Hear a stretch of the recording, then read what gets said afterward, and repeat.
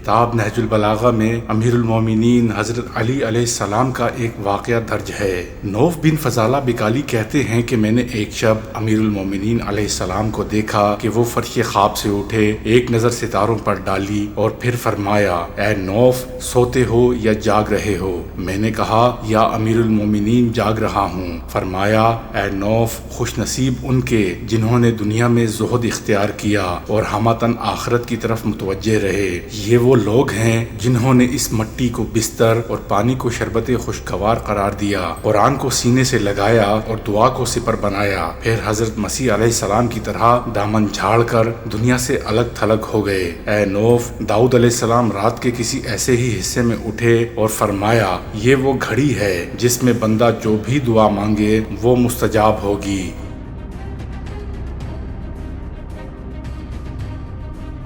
سیاروں کے بارے میں آپ فرماتے ہیں، کوئی ثابت رہے اور کبھی کوئی سیارہ اترا ہوا ہو اور کبھی ابھرا ہوا، اور کسی میں نحوست ہو اور کسی میں سعادت۔ قرآن کریم میں اس بارے میں ارشاد ہے، انتظار کرتے ہیں تم پر زمانے کی گردشوں کا، انہی پر آئے گی بری گردش۔ سورہ توبہ آیت نمبر 97۔ آزمائے جاتے ہیں ہر برس میں ایک بار یا 2 بار۔ سورہ توبہ آیت نمبر 125۔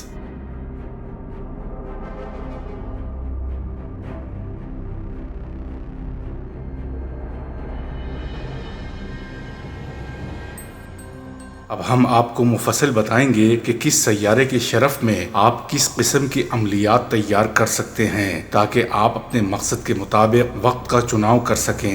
شرف سیارہ قمر۔ سیارہ قمر کے شرف میں حصول علم، حصول اولاد، نصیب کشائی، زراعت و باغات کی ترقی، غرض ہر نیک مقصد کے لیے عمل یا لوح تیار کی جاتی ہے۔ شرف عطارد۔ ذہنی قابلیت سے متعلق تمام عملیات شرف عطارد میں تیار کرتے ہیں، کیونکہ سیارہ عطارد کا تعلق انسانی ذہن اور فہم و ادراک سے ہے۔ حصول علم میں آسانی، دماغی امراض میں افاقہ، مباحثہ علمی میں برتری، تسخیر افسران و حکام بالا، مقابلے کے امتحان میں کامیابی اور بچوں کے ڈرنے سے صحت کے لیے عملیات تیار کیے جاتے ہیں۔ شرف مریخ۔ سیارہ مریخ کا تعلق مردانہ قوت اور جنگ و جدل میں جنگجوانہ صلاحیت سے ہے۔ اس سے متعلقہ امورات اور نظر بد، ہوائی اشیاء، آسیب سے بچنے، کام کاج کی صلاحیت بڑھانے، صحت و قوت مردمی اور اعداد و دشمنوں پر غلبہ کے لیے عملیات تیار کیے جاتے ہیں۔ شرف شمس۔ سیارہ شمس جس طرح کے نظام شمسی میں ایک مرکز کی حیثیت سے ہے اور نظام شمسی کے تمام سیارے اس کے گرد گھومتے ہیں، اس سیارے کے شرف میں جاہ و حشمت، بلندی مرتبہ، سیاسی و سماجی کامیابی، دشمنوں پر غلبہ اور لوح فتح مندی تیار کی جاتی ہے۔ شرف زہرہ۔ سیارہ زہرہ جسے کہ رقاصہ فلک یا محبت کی دیوی کہتے ہیں، اس کے شرف میں تسخیر خلق خدا، تسخیر محبوب، تسخیر زن، کاروباری ترقی، حلقہ احباب میں وسعت، آمدن، عزت و شہرت میں اضافہ، سیلز مین شپ اور ہر طرح کی نسوانی امراض سے شفا کے لیے عملیات تیار کیے جاتے ہیں۔ شرف مشتری۔ یہ گرو سیارہ 12 سال کے بعد حالت شرف میں آتا ہے۔ تمام نیک و جائز مقاصد کے لیے عملیات اس کے شرف میں ہو سکتے ہیں، البتہ حصول دولت، حصول انصاف، عدالتی مقدمہ جات میں فتح یابی اور قرض سے نجات کے لیے عملیات نہایت مؤثر ہوتے ہیں۔ یعنی جس شخص کے پاس شرف مشتری کی لوح ہوگی، غربت و افلاس سے محفوظ رہے گا۔ شرف زحل۔ سیارہ زحل جسے کہ ازروع قواعد نجوم میں نحس اکبر خیال کیا گیا ہے، جب حالت شرف میں ہوتا ہے تو اپنی منصوبات کو قوت و سعادت بخشتا ہے۔ اس وقت زراعت و باغبانی کی ترقی، زمین جائیداد، تعمیرات سے استفادہ کے عملیات بنائے جاتے ہیں۔ اس کے علاوہ سیارہ زحل کا خاص طلسم ہے جسے کہ طلسم کیوان کہتے ہیں، تیار کیا جاتا ہے، بالخصوص جب کسی شخص پر زحل کی 67 کا دور ہوتا ہے تو یہ طلسم زحل کی نحوستوں میں کمی کا سبب بنتا ہے۔ سیارہ زحل 29 سال کے بعد شرف میں ہوتا ہے۔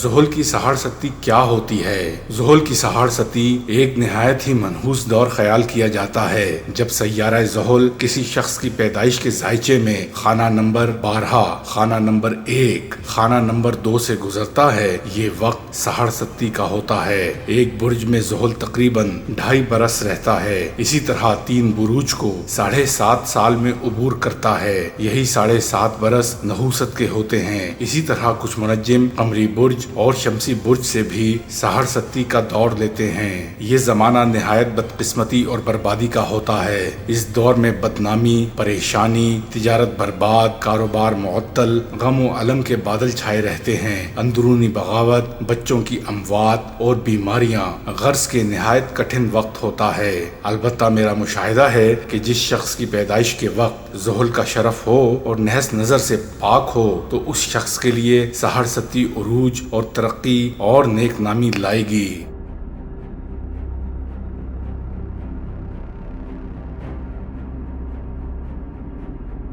سیاروں کے شرف و حبوط معلوم کرنے کی جدول۔ مثلا ہم نے شمس کی کیفیت معلوم کرنا ہے تو جدول سے معلوم ہوا کہ شمس جب 19 درجہ برج حمل میں آتا ہے تو حالت شرف میں ہوتا ہے، اور جب میزان کے 19 درجے پر آئے گا تو حبوط یعنی کمزوری اور پریشانی میں ہوگا۔ قوانین نجوم کے تحت کسی سیارے کو جس برج میں جتنے درجے پر شرف ہوتا ہے اسی برج سے ٹھیک 7ویں برج میں حبوط ہوتا ہے۔ یہ مقابلہ برج کہلاتا ہے۔ کوئی سیارہ ان بروج اور درجات میں کب آتا ہے اس کی صراحت یہاں کرنا ممکن نہیں، البتہ کسی اچھی تقویم میں سے جدول برج و سیارہ گان سے معلوم کر سکتے ہیں۔ شرف یافتہ سیاروں کی ساعت معلوم کرنا۔ جب یہ معلوم ہو جائے کہ فلاں روز فلاں وقت سے لے کر فلاں وقت تک اس سیارے کا شرف ہوگا، اس دورانیہ میں متعلقہ سیارے کی ساعت تلاش کی جائے گی تاکہ اس کی مطلوبہ ساعت میں عمل یا لوح تیار کی جائے۔ اس لیے طالب جفر آثار کا علم ساعات سے آگاہ ہونا نہایت ضروری ہے۔ اس کی تفصیل یہ ہے: ہر روز کی ساعت اس روز کے مالک سیارے سے شروع ہوتی ہے جس سے وہ دن منسوب ہے۔ ہفتہ کے ایام سے سیارہ گان کی نسبت یہ ہے: ہر دن میں اور ہر رات میں 12 ساعتیں ہوتی ہیں۔ ساعتیں دن کو طلوع آفتاب سے شروع ہوتی ہیں۔ آپ کے سامنے نظر آنے والا جدول ان کی ساعت معلوم کرنے کے لیے کارآمد ہے۔ اگر آپ کسی رات کی ساعت معلوم کرنا چاہیں تو اس روز کی جو ترتیب چل رہی ہے اسی ترتیب سے اگلے 12 سیارہ گان درج کر لیں۔ مثلاً ہم نے بدھ کی رات میں ساعت معلوم کرنا ہے تو منگل کی ترتیب کے مطابق منگل کی شام کو قمر پر دن کا خاتمہ ہوگا اور رات کا آغاز زحل سے ہوا۔